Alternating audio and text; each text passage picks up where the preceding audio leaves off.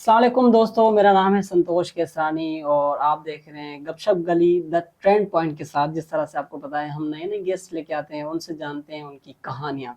तो इस शेर से हम आगाज़ करेंगे हमारे पॉडकास्ट का कि खुद ही को कर बुलंद इतना, खुद ही को कर बुलंद इतना कि हर तकदीर से पहले खुदा खुद पूछे पता तेरी रज़ा क्या है। तो आज हमारे साथ मौजूद हैं अस्मा हसन, और जो प्रैक्टिस एडवोकेट हैं और यानी प्रैक्टिस कर रही हैं एडवोकेट फील्ड में, और काफ़ी टाइम से सोशल एक्टिविस्ट हैं और सिंध के काफ़ी इश्यूज़ पे जो है वो काम कर रही हैं। तो हमें बहुत फ़ख्र है आप पे being a Pakistani social activist. So सबसे पहले हम आपको वेलकम करते हैं गपशप गली द ट्रेंड पॉइंट के साथ। सबसे शुक्रिया आपने टाइम दिया। कैसी तबीयत है, ठीक है आप? Thank you so much. अल्हम्दुलिल्लाह मैं ठीक हूँ, आप कैसे हैं? मैं ठीक हूँ। और किसी ने कहा है कि मुस्कुराहट जो है, आप जब अपने वालिदैन का चेहरा देखते हैं, चेहरा देखना भी जो है एक सदका है ना। तो रियली आपसे एक अच्छी वेब क्रिएट होती है कि आप हमेशा मुस्कुराती रहती हैं, क्योंकि जब आप हंसते हैं या मुस्कुराते हैं, आप जब खुश होते हैं तो वो जो खुशी है किसी और में भी ट्रांसफ़र हो जाती है। तो शुक्रिया, इसी तरह से मुस्कुराती रहें। तो मुझे बताएं कि आप कौन हैं, कहाँ से आई है, क्या करना चाह रही है? मेरा नाम अस्मा हसन है। बेसिकली मेरा जो ताल्लुक है वो डिस्ट्रिक्ट कंबर शदाद कोट से है। आपको सही। पता है कि वो एक डिस्ट्रिक्ट कंबर शदाद कोट की सिटी शदाद कोट से है।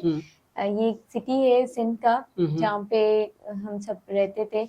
और बेसिकली मेरी इंटर तक एजुकेशन जो है वो शदाद कोट की है। आफ्टर दैट मेरा माइंड जो था वो बाहर निकलने का था, और मेरे फादर ने मुझे कहा कि आप लाड़काना तक जाके स्टडी करें लॉ की।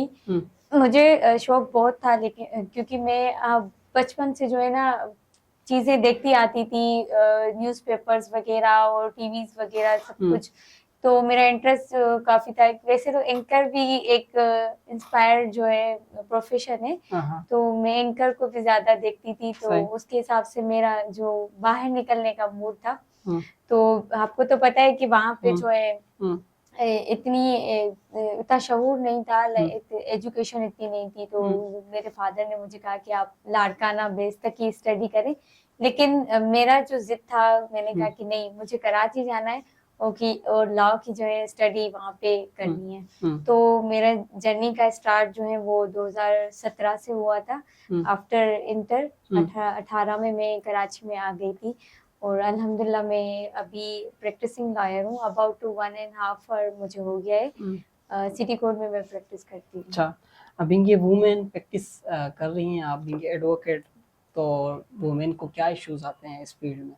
आप आई हैं, आप काम कर रही हैं, और देखा जाए पहले इतनी जो वुमेन्स जो हैं इस फील्ड में नहीं आती थी, उसका क्या रीज़न था? अब आ रही हैं, तो उसमें कैसे हुआ ये चैलेंज? जी।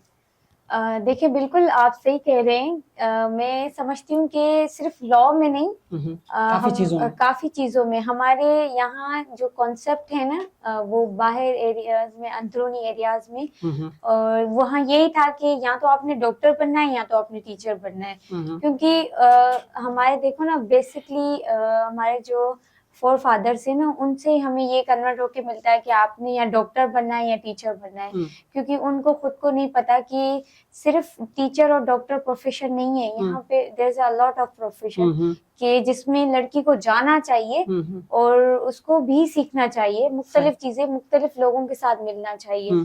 तो मैं समझती हूँ कि अभी तो बहुत टेक्नोलॉजी आ गई है और अभी बहुत अवेयरनेस आ गई है, और एक्चुअली पेरेंट्स में भी आ गई हैं और लड़कियों में भी आ गई हैं। तो पहले हर प्रोफेशन में लड़कियां बहुत कम थी, चाहे वो कोई भी प्रोफेशन हो। वहाँ इसका रीजन ये था कि गर्ल्स एजुकेशन कम थी, और बच्चियों को पढ़ाना मतलब एक एब समझा जाता था। बेसिकली मैं जिस खानदान से बिलोंग करती हूँ, वहाँ भी एक औरत को, एक बच्ची को स्टडी देना मतलब उनके नेगेटिव पॉइंट किया जाता था कि वो ये कर देगी, वो ये कर देगी, मतलब एक नेगेटिव सोच होती थी।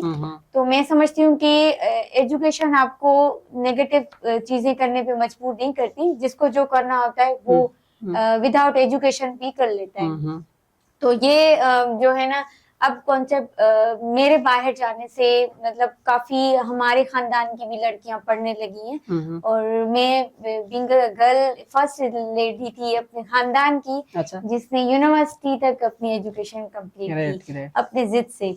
और मेरे उसके जो अब साइड पे जो मुझे सपोर्ट करने वाले थे मेरे फादर थे, अल्हम्दुलिल्लाह। और अभी जो है मुझे लगता है कि जब मैं इस फील्ड में आई थी, हमसे पहले मैंने सुना था कि वहाँ पे बहुत मुश्किलात आती थी लड़कियों के लिए, क्योंकि लड़कियां बहुत कम थी, एक दो के तादाद में थी। अभी अवेयरनेस भी बहुत ज्यादा है और लड़कियां भी बहुत ज्यादा है, लेकिन कहते हैं ना जहाँ जितने लोग होते हैं उतने मसाइल ज्यादा हो जाते हैं। तो मैं समझती हूँ कि अभी भी लड़कियों के लिए बहुत ज्यादा मसाइल हैं, और स्पेशली उनको सही से गाइड नहीं किया जाता, और ऐसे जो हैं लोग मिल जाते हैं जो उनका मिसयूज भी करते हैं, हरास भी करते हैं, और बहुत सारे मसाइल हैं। तो मैं ये समझती हूँ कि इस तरह के मसाइल नहीं होने चाहिए, क्योंकि बीइंग अ लेडी उनको भी जो है ना आगे आना चाहिए, और उनको भी एजुकेशन और इस फील्ड में, क्योंकि हमारे जो लॉ फील्ड है वहाँ पे जेंडर नहीं होता। वर्ड जेंडर जो है ना, ही शी का जो है ना वो कॉन्सेप्ट नहीं होता वहाँ पे। ही वर्ड यूज होता है लेडी के भी लिए और जेंट्स के लिए भी। तो मैं समझती हूँ कि ऐसे फील्ड में जो है जहाँ जेंडर कंसीडर नहीं किया जाता, तो वहाँ पे यूं समझें कि लड़कियों के लिए भी अच्छा स्पेस होना चाहिए, ताकि वो इजीली, क्योंकि हर लड़की हर अच्छे माहौल से नहीं आती, कोई ऐसे माहौल से आती हैं जहाँ पे उनके लिए इतनी फैसिलिटीज नहीं होती, वो उन चीजों को जो है ना अच्छे से गेन नहीं कर पाती और इजीली गेन नहीं कर पाती। और एक जो है वो कॉन्फिडेंस और ब्रेवरी जो है वो बाय बर्थ भी होती है लड़कियों में, और एक जो है वो मुआशरे से भी मिलती है। तो मैं समझती हूँ कि इतना स्पेस होना चाहिए कि वो इजीली अपना जो है वो करियर स्टार्ट कर ले, और अच्छे से जो है ना जो कि एक फियर होता है उनमें वो भी खत्म हो जाए और खौफ भी खत्म हो जाए। सही। यहाँ पे मुझे कल एक कोटेशन पढ़ रहा था, मुझे बहुत अच्छा लगा और बहुत हंसने वाला कोटेशन है। उसने लिखा एक लड़के ने कि why you don't love me, लड़की को। लड़की ने कहा कि यू लव एवरीवन।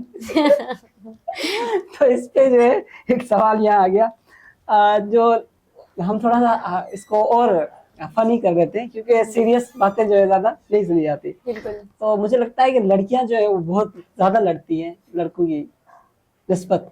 क्या कहेंगे आप लड़ती हैं? हाँ बिल्कुल लड़ती हूँ, लेकिन मैं यानी वो एक बॉक्सिंग वाली फाइटिंग की है या जस्ट जबान की फाइटिंग? मैं समझती हूँ, अगर मैं बोलती भी हूँ ना तो लोग मुझे कहते हैं आप लड़ती हो। अच्छा। तो मैं उनको कहती हूँ भाई मैं तो नहीं लड़ती। अल्फाजों के वार ज्यादातर ताकतवर होते हैं। एक्चुअली मेरा जो बात करने का लहजा है ना वो मेरे फादर की तरह है। तो वो मीठा तो है आपका। आप मुझे नहीं लगता आप जब लड़ती होंगी कोई डरता होगा आपसे। नहीं, अगर मुझे लगता है कि मुझे मतलब काफी शिकायत आती है कि आप मतलब इजीली लड़ती हो। इजीली लड़ जाती हो, यानी ये आपका प्रोफेशन है लड़ना। हाँ मुझे लगता है कि हमें लड़ना भी आना चाहिए, जरूरी है, क्योंकि मुझे नहीं लगता कि यहाँ पे इनोसेंट लोग जो है ना सरवाइव कर सकते हैं। आप अपने राइट्स के लिए लड़ें, इट्स गुड। तो मैं ये समझती हूँ कि हर टैलेंट होना चाहिए आप। क्या बात है, ये टैलेंट तो आपका हिडन टैलेंट है। आप सक्सेस हो सकते हैं। अल्लाह ताला आपको सक्सेस करे इस जो है ना। आमीन। अच्छा मुझे ये बताएं कि जिंदगी जो है, हम लड़के कहते हैं कि हमारी जिंदगी बड़ी टफ है, और आप कहती हैं आपकी टफ है। हकीकत में टफ किसकी है? मैं समझती हूँ कि हकीकत में तो देखे ना काफी सिनेरियोज होते हैं लड़कों के लिए भी और लड़कियों के लिए भी, लेकिन मैं ये समझती हूँ कि लड़कियों के लिए बहुत ज्यादा टफ है। अच्छा। उसका ये है कि देखे जेंडर जो है वो कंसीडर कर सकते हैं हम। एक लड़का अगर वो कहीं भी बैठता है तो उसको इतने मतलब उस नजरिए से नहीं देखा जाता और ऐसे घूर के नहीं देखा जाता। बीइंग अ गर्ल अगर वो कहीं भी जाती है, अगर उसकी ड्रेसिंग सही भी होती है, फिर भी उसको इस तरह देखा जाता है और उसको मतलब मुआशरे में फील किया जाता है, मतलब उस पे अजीब तरह की नजरें होती हैं। तो लड़की होना बहुत मुश्किल है और सरवाइव करना बहुत डिफिकल्ट है। सही कह रही हैं आप। तो आप खुद समझ सकते हैं कि हम ऐसे मुआशरे में रहते हैं जहाँ पे अगर कुछ लड़का करे तो वो ठीक है और लड़की करे तो वो गलत है। तो मैं समझती हूँ कि ये सारी चीजें जो है ना हमें पॉजिटिवली देखनी चाहिए, और हर चीज जो है अगर वो लड़की अगर पॉजिटिव वे में भी करती है तो उसको कंसीडर पॉजिटिव करनी तो, और उसको अप्रिशिएट करना चाहिए, क्योंकि यहाँ पे जो है वो मुख्तलिफ तरीके से प्रोफेशन है, मुख्तलिफ प्रोफेशन है, तो उसको उस वे में लेना चाहिए। सही सही। अस्मा, अब काफी टाइम से पहले एक ट्रेंड चल रहा था और एक बड़ा इशू चल रहा था, सिंध केनाल इशू, और हम सिंध से हैं क्योंकि पाकिस्तान में रह रहे हैं और सब चीज़ों के इशू पे हमें बात करनी चाहिए, और कुछ शायद इस रिजॉल्व भी हो चुका है। तो आप सोशल एक्टिविस्ट हैं और इस इशू के लिए आपने बहुत एक इनकलाब ले आई हैं और लड़ाई की है, यानी कि जो अपने हिस्से का जो दिया जलाया है। तो थोड़ा सा इस पे हम मुझे बताएं कि ये क्या इशू था और ये इसको किस तरह से रिजॉल्व किया, और अब ये कितना हल हो चुका है या क्या है, इसके बारे में बताएं, सिंध केनाल का इशू के बारे में। बेसिकली देखे ना, सिंध केनाल जो है वो एक बहुत बड़ा इशू था। जैसे मैं सॉरी यहाँ पे ऐड करता हूँ, पानी रोकना यजीज का काम होता है। मैं सीधा सा कहता हूँ, चाहे मैं भी हूँ गलत, मेरा भाई भी हो, उसको गलत कहना चाहिए। एग्जैक्टली, बिल्कुल, चाहे वो के कोई भी हो। तो करबला वाला इशू हो जाता है, अगर आप पानी कोई भी बंद करता है, चाहे इंडिया हो चाहे कोई भी हो, वो यजीज है हमारे लिए। ठीक है, आप बात करें। No doubt. मैं ये कहना चाहूंगी कि देखें, ये केनाल जो इशू चल रहा था काफी टाइम से, 1 ईयर से, तो इसका ये था कि देखें बेसिकली हम लॉयर्स की जो एक जर्नी चली है इस इश्यूज पे, हमारे जो है हम लोग लॉ जो है, जो लॉ पढ़ता है वो अपने राइट्स भी जानता है और वो हर चीज जानता है, तो आपको पता है, और वो अपने राइट्स के लिए फाइट करना भी जानता है, तो वो हमारा बेसिक राइट है, फाइट करना, ये हर एक जो है सिटीजन का राइट है। तो अभी ये केनाल जो 6 केनाल्स हैं यहाँ पे चल रहा था इशू, तो ये इलीगल कंस्ट्रक्शन थी, जो कि देखें ग्रीन पाकिस्तान इनिशिएटिव के नाम पे जो एक प्रोजेक्ट बना था, जो इस नाम पे बना था कि हम पाकिस्तान जो सिंध को है हम सरसब कर रहे हैं। एक्चुअली ये सरसब नहीं था, ये जो है चोलिस्तान को आबाद करने के लिए था, और सिंध को जो है वो रेगिस्तान बनाने के लिए था। जाहिर सी बात है, जब आपसे पानी हमारे पास एक हिस्ट्री रही है कि हमारे पास पानी की जो है ना बहुत किल्लत है। जाहिर सी बात है, हम जो हमारा जो एग्रीकल्चर सिस्टम है तकरीबन पानी पे चलता है, एग्जैक्टली 80% एग्रीकल्चर सिस्टम है, तो यहाँ पे पानी पे ही चलता है। और जब हमारा हम जो है वो देहाती लोग हैं, ठीक है, शदादकोट के एरियाज में हमने बचपन से देखा है कि वहाँ पे जो है वो फील्ड्स होती हैं, वहाँ पे किस तरह जो है पानी सर्वाइव किया जाता है और कितनी मुश्किल से किया जाता है। तो हमें खुद को पता है कि वहाँ पे जब क्रॉप्स का टाइम आता था तो हम लोग अपने बड़ों से सुनते थे कि पानी की किल्लत है, पानी नहीं है। तो ये चीजें हम अभी देख रहे हैं कि वाकई जब हम बच्चे थे तो हम सुनते थे, जब हम बड़े हो गए तो हमें पता चला कि वाकई पानी जो है जब केनाल्स बन रहे हैं तो पानी पहले ही नहीं है, तो केनाल्स बनने के बाद क्या जो है कंडीशन हो, सारी चीजें रुक जाएंगी, हमारी ज़राअत का सिस्टम एग्जैक्टली। तो ये हमारा जो है सिंध में बड़ा इशू चल रहा था। इसका बेसिक जो इशू है वो कारपोरेट फार्मिंग थी। अच्छा। देखिए, जब तक आप जमीनें फरोख्त नहीं करेंगे, जमीनें आप लोग लीज पे नहीं देंगे, तो उस पे ऐसी प्रोजेक्ट भी नहीं बनेंगे ना। जो बेसिक जब जड़ जो था वो कारपोरेट फार्मिंग थी। तो हम लोगों का यही मुतालबा था, हमारे जो लॉयर्स के मुतालबात थे वो 4 मुतालबात थे। वो एक था कि 26 अमेंडमेंट थी, जो कि अभी उसकी अमेंडमेंट की थी, उसमें काफी ऐसे इश्यूज थे जो काफी राइट्स थे और वो लॉयर्स से वो छीने गए थे, काफी चीजें थी। अच्छा। उसके बाद हमारा कारपोरेट फार्मिंग था, 6 केनाल की इलीगल कंस्ट्रक्शन थी और पीका अमेंडमेंट थी। उसमें भी यही था कि जो जर्नलिस्ट हैं उनसे जो है ना राइट छीना गया था सच बोलने का, ठीक है। तो यही चलता आ रहा था। तो हमने जो है पाकिस्तान में हमारे सिंध में जो 6 केनाल्स हैं वो इलीगल कंस्ट्रक्शन थी, उस पर हमने रोकने के लिए भरपूर कोशिश की, पर सिंध के हर बच्चे ने हर फर्द ने जो है ना अच्छा अपना रिस्पॉन्स दिया, क्योंकि सब जानते थे कि क्योंकि हमारे जो राइट्स थे ना बेसिकली हमारे आज से नहीं काफी टाइम से जो है ना हमारे काफी राइट्स जो है ना इन्होंने काफी चीजें हमसे यहाँ से लेके वो कोयले की शेप में हो किसी की शेप में हो, इन्होंने सेल ही किया हुआ है। तो मैं समझती हूँ कि ये एक बड़ा इशू था जिसपे पूरे सिंध ने अपना किरदार अदा किया और हमने भी अपना किरदार अदा किया, क्योंकि हम अगर बाहर निकले तो अपने लिए निकले, हमने किसी पे एहसान नहीं किया। सही, बिल्कुल। क्योंकि हम भी पानी पीते हैं, हमारे भी जरूरियात हैं और हमारे भी फील्ड्स हैं, उसमें भी पानी की नीड है। और हम अभी कराची में रहते हैं तो आपको पता है कराची में बिल्कुल टैंकर सिस्टम चलता है और यहाँ पे कितना इशू है पानी का। मोस्टली तो आवाम जो है वो खारे पानी पे चल रही है। असमा, बिल्कुल आपने सही कहा। और हकीकत में मैं भी ये बात करना चाहूँगा कि जो केनाल इशू था और वहाँ उसमें जो एडवोकेट फील्ड ने, एडवोकेट एक तंजीम ने जो एक इनकलाब ले आए, उन्होंने इतना बहुत अपना जज्बा दिखाया, क्योंकि उनके कोई ज़मीनें उनकी नहीं थी, ज़मीनें सबकी थी। और देखा जाए कराची, तो कराची में अगर सारी सब्जियां या ज़रायत का जो कुछ भी आता है वो सिंध से आता है, तो सिंध भी जो है ना वो कराची का हिस्सा है, कराची भी सिंध है। तो मैं रियली अप्रिशिएट करूँगा जो हमारे एडवोकेट एक कम्युनिटी है और जिसने भी साथ दिया, और ये पानी के लिए एक ये बड़ा एक जहाद है। सो इस पे काम करना चाहिए। अच्छा अस्मा, मुझे ये बताएं कि ये जो इशू आया था सिंध केनाल का, तो एक एडवोकेट कम्युनिटी ने एक पूरा हाई लेवल का धरना जो लगाए थे, सारे जो टैंकर वगैरह सारे रोक दिए थे, बबेलो जो बाईपास था, तो वहाँ पे आपने तकरीबन कितना टाइम स्पेंड किया मुझे नहीं पता, तो इसकी जर्नी जो आप बताएं कि कितने आपने क्या क्या सहा, क्या क्या सारी चीजें। जी अच्छा, बबेलो धरने के बारे में मैं आपको बताना चाहूंगी कि वो 12 दिन का धरना था। अच्छा, मैं 12 दिन वहाँ पर थी, मैंने पूरी जर्नी देखी वहाँ पे। हमारे यही मुतालबा थे। सिंध आ गई थी, काफी लोग आए थे, बहुत तकरीबन बहुत लोग आए थे ना, पॉपुलेशन बहुत आ गई थी। बिल्कुल, देखे ना, क्योंकि वो इशू जो था वो पूरी सिंध का था। सिंध में जो सिर्फ सिंधी नहीं थे, सिंध में हर जुबान बोलने वाला जो फर्द है वो रहता है, तो वो हर जुबान बोलने वाले फर्द के लिए इशू था, क्योंकि वो पानी का इशू था। तो जाहिर सी बात है सिंध में अब लोगों में अवेयरनेस आने लगी है। लोग जानते हैं कि हमें अपना जो राइट से बाहर निकलने से मिलेगा। वो अगर आप हिस्ट्री देखें तो वो दूसरे मुल्कों की देखें, बाहर निकलने से ही जो है आपको आपका राइट बगावत करनी पड़ती है। इस तरह आपको घर बैठे कुछ नहीं मिलेगा।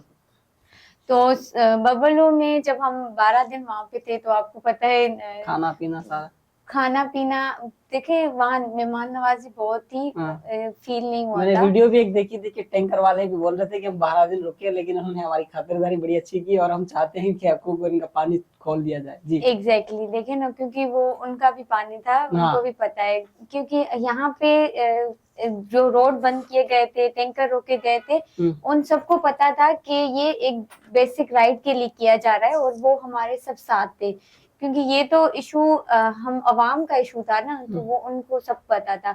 और वहाँ पे जो जितनी गर्मी थी, 49 डिग्री सेंटीग्रेड, बहुत ज्यादा गर्मी थी, फिर भी लोग सरवाइव कर रहे थे मुख्तलिफ तरीके से। उन्होंने फील नहीं किया, क्योंकि उनको पता था कि अगर वो यहाँ पर बैठे हैं तो अपने राइट के लिए बैठे हैं। और देखें, काफी हद तक जो है वो सक्सेस भी हो गई है, क्योंकि अब गवर्नमेंट जानती है कि एक जो लॉलीपॉप दिया जाता है ग्रीन पाकिस्तान इनिशिएटिव प्रोजेक्ट के हिसाब से, तो इस तरह के मैं समझती हूँ कि अभी नहीं होगा, क्योंकि अब सिंध गवर्नमेंट को भी पता है, फेडरल गवर्नमेंट को भी पता है कि लोगों में शऊर आ गया है। और अगर हम लोग इस तरह की कुछ भी चीजें करेंगे तो जाहिर सी बात है उसका यही रिएक्शन आएगा कि लोग बाहर निकलेंगे और वो अपने हकूक लेंगे। इसमें जो है लॉयर्स कम्युनिटी का एक ये फायदा था कि जो एडवोकेट्स हैं वो अपना राइट जानते हैं। बेसिकली आप हिस्ट्री में देखेंगे कि वकला जो हैं वो अपने राइट्स के लिए लड़े हैं और कामयाब भी हुए। तो हमारे जो हैं पाकिस्तान में और सिंध में, चाहे किसी भी सूबे में, बलूचिस्तान हो, सिंध हो और केपी के, पंजाब के तो ज्यादा इश्यूज मुझे नहीं पता, और क्योंकि हम सबको पता है कि वो पंजाब हमारे राइट्स छीनता है।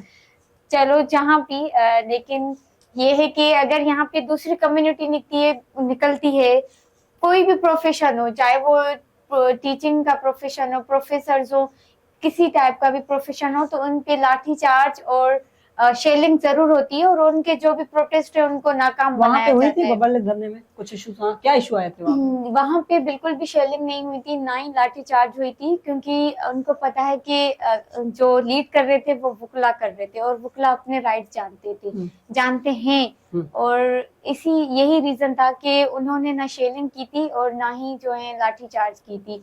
लेकिन उन पे मैं काफी अप्रिशिएट करूंगी, चाहे वो सिंध पुलिस हो, चाहे वो दीगर फोर्सेस हो, लेकिन उनको जो है वो ऊपर से ऑर्डर तो आ गए थे, लेकिन उन्होंने इस चीज को रिजेक्ट किया था, क्योंकि उन्होंने ये कहा था कि ये पानी, देखें प्रोफेशन एक अलग बात होती है, इंसान तो है, बेसिक राइट है, पानी है, तो उन्होंने इस चीज को रिजेक्ट किया था। इस पे ज्यादा अप्रिसिएशन जाती है उनकी ये, क्योंकि उन्होंने अपनी जो है वो नौकरियां, जो जॉब से वो खतरे में डाल के और अपने सिंध के लिए जो है बड़ी वो एक एप्रिसिएशन का काम किया था।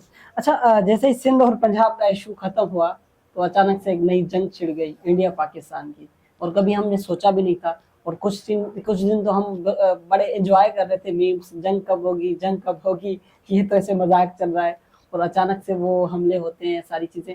तो ये एक्सट्रीमिज्म जो स्टार्ट हुआ, जंग तो किसी के लिए भी बेहतर नहीं है ना। तो इस पे आप क्या कहेंगी कि हम यानी कि एक्सट्रीमिज्म को खत्म करके इंटरफेथ हार्मोनी, अमन किस तरह से कायम कर सकते हैं? अच्छा, मैं आपको एक बात बताऊं, सिंध पंजाब का जो इशू है वो अभी तक खत्म नहीं हुआ। हाँ। देखिए, जो नोटिफिकेशन दिया गया था उसमें न्यू कैनाल्स की बिल के अबाउट बात की गई थी। हाँ। जो प्रीवियस कैनाल 6 कैनाल जो बन रहे हैं उनके अबाउट कोई बात नहीं थी। तो मैं समझती हूँ कि देखें, इन फ्यूचर कुछ भी हो सकता है, वो रीबिल्ड भी हो सकते हैं, कुछ भी, लेकिन इसके लिए जो है फिर सिंध गवर्नमेंट और फेडरल गवर्नमेंट को जो है ना वो काफी चीजें जो है ना फेस करनी पड़ेंगी अवाम के जो है तरफ से, क्योंकि अवाम का फिर रद्द अमल इससे बढ़कर हो सकता है। और जो मेन इशू है कारपोरेट फार्मिंग, वो बिल्कुल भी खत्म नहीं हुई, जिसके लिए हमारी जो जिद्दोजहद है वो अभी तक जो है वो जारी है। अभी रिसेंटली मोरो में 2 जो है शहीद हुए हैं लोग। हाँ, इरफान लिगारी और जाहिद लिगारी। ये बिल्कुल, इस पे एक और सवाल मैं करना चाहूंगा कि सिंध के अंदर ये जो है ना अभी कत्लेआम जो बहुत हो रहा है, और मुझे पता नहीं चल रहा कि इस तरह से हमारे अंदर इंसानियत खत्म हो गई है कि हम किसी की भी जान इस तरह से लेते हैं कि हमें कुछ एहसास ही हमारे अंदर खत्म हो गया। ये इसको किस तरह से देख रही हैं आप, क्या कहना चाहेंगे इसमें? देखिए, मैंने आपको पहले भी कहा था कि जुल्म बहुत बढ़ गया है। जब आम आवाम निकलती है ना, जब इस धरने को लीड कर रहे थे एक वुकला कर रहे थे, तो गवर्नमेंट को भी पता है कि वो पढ़े लिखे हैं, वो अपने राइट जानते हैं, ठीक है। जब आम आवाम निकलती है तो देखें, अवाम तो चाहे वो वुकला हो, कुछ भी हो, अवाम तो अवाम है ना, उसका तो बेसिक राइट है, फंडामेंटल राइट है एक पीसफुल प्रोटेस्ट करने का, ठीक है। तो वो प्रोटेस्ट किस चीज पे था? पानी पे था, कारपोरेट फार्मिंग में था, तो वो अगेंस्ट नहीं था। मैं समझती हूँ कि जब आम आवाम निकलती है, देहाती लोग निकलते हैं, तो उनपे इस तरह शेलिंग की जाती है और स्ट्रेट फायरिंग की जाती है, और जिससे 2 लोग शहीद हो गए थे, और एक की जो है वो दिल पर लिगारी था, उसकी तो टांग काटी गई। देखिए, आप समझ सकते हैं कि इस दुनिया में अगर आपकी जिस्म का एक हिस्सा भी जाता है तो आपके लिए सरवाइव करना बहुत मुश्किल होता है। तो मैं समझती हूँ कि ये बहुत गलत अमल था कि आप जो है अपने लोगों के जो है, आप किसी को जो बाउंड नहीं कर सकते और ना ही किसी को चुप करवा सकते हैं, क्योंकि शहूर इतना जाग चुका है, और आप किसी पे फायरिंग करके उनको शहीद करते हैं। तो मैं समझती हूँ कि ये आप और उनमें अवेयरनेस पैदा करते हैं और इनकलाब पैदा करते हैं, और वो जो है अपने उस जिद में वो बागी हो सकते हैं। और जब इंसान बागी होता है, अवाम बागी होती है, तो इसका जो है वो रिएक्शन जो है वो गवर्नमेंट के लिए बहुत अपोजिट जाता है, और जाहिर सी बात है गवर्नमेंट फिर इसको फेस करना पड़ता है, गवर्नमेंट को, अवाम को। अभी बात होती है इंडिया और पाकिस्तान की, तो मैं समझती हूँ कि देखो, लोगों में तो पता नहीं क्या है, मुझे समझ नहीं आता। लोग लड़ना चाह रहे हैं, वो लोग किसी भी सेंसिटिव पॉइंट, देखें, अगर आप पब्लिकली रोएंगे भी ना, लोग आपका मजाक उड़ाएंगे, यार ये रो रहा है। आप सुसाइड करेंगे, आपका मजाक उड़ाएंगे, यार इसने तो सुसाइड कर लिया। बात ही नहीं है। तो मैं नहीं समझती कि मतलब विदाउट एनी रीजन आपको ऐसे लोग मिलेंगे जो आपका मजाक बनाएंगे, मतलब आप अगर कुछ भी करेंगे तो आपके वजूद को वो मतलब फील ही नहीं करवाएंगे कि आपका कोई वजूद है। तो मैं ये समझती हूँ कि ऐसे लोग इंडिया और पाकिस्तान के जंग में भी ऐसे लोगों की बहुत ही मतलब एक हिस्सा रहा है, और उन्होंने बहुत किया। ये पूरी जंग हो गई, लेकिन एक मतलब तरीका था, लेकिन मेरा कोई भी इस पे कोई पोस्ट वगैरह नहीं थी, तो मैं ये समझती थी कि गलत है। काफी बच्चों के जो है ना वीडियोस आए थे, उन्होंने भी ये कहा था गलत है, क्योंकि देखिए एक जंग जो होती है ये आपकी नस्लें बर्बाद कर देती है। आप फर्स्ट वॉर सेकेंड वॉर को देख सकते हैं, उसमें उसके बाद उभरने में भी लोगों को और चीजों को भी टाइम लगा था। तो मैं समझती हूँ कि देखिए ये एक फर्द की जंग नहीं होगी, ये पूरे कंट्री की जंग है, और कंट्री से भी कंट्री में कन्वर्ट हो सकती है, क्योंकि आपको पता है एक कंट्री एक को सपोर्ट करती है और दूसरी एक अगर यहाँ से चीजें होंगी तो दूसरों को जो है वो मौका मिल सकता है। तो देखिए अमन प्रस्ती को मैं फेवर देती हूँ, मैं जंगों को जो है वो प्रमोट नहीं करती, जंगों के मैं अगेंस्ट हूँ, और ये होना भी नहीं चाहिए, क्योंकि हमने आजादी इतनी मुश्किल से ली है। बोलने के लिए तो हम आजाद है, तो ये बोलने वाला आजाद जो है वो हमने बहुत मुश्किल से बहुत सेक्रीफाइस करके हमारे बड़ों ने हमें दिया है, और जंगों से जो है ना कोई भी अल्टरनेट रीजन नहीं होता। सही कह रही हैं आप। इससे जो है ना इंडिया को भी समझना चाहिए। अवाम तो देखिए ना, वो मुझे नहीं लगता कि अवाम इस चीज को प्रमोट करती है, क्योंकि ये जो चीजें हैं वो प्रमोट करने के लिए और इसको सपोर्ट करने के लिए सो कॉल्ड जो गवर्नमेंट है उस तरफ से उसका रोल बड़ा है, उसका रोल बड़ा है। सही कह रही है अस्मा हसन। आप सिंध की बेटी, पाकिस्तान की बेटी, और पूरी एडवोकेट कम्युनिटी को प्रमोट कर रही हैं, और उनका आपने एक पूरा प्रॉपर वे से सारी चीज़ें बताई कि उन्होंने अपने हिस्से का दिया जो है किस तरह से जलाया, उन्होंने किस तरह से अपने आप को मनाया। तो बिल्कुल मैं भी इस बात से एग्री करता हूँ, जो एडवोकेट कम्युनिटी है वो किस तरह से जो हमारे जनरल जो हमारे फंडामेंटल जो इशू हो रहे हैं उस पर किस तरह से काम कर रही हैं। मुझे बहुत अच्छा लगा आपसे बात करके, और आपके बहुत ही कमाल के अल्फाज।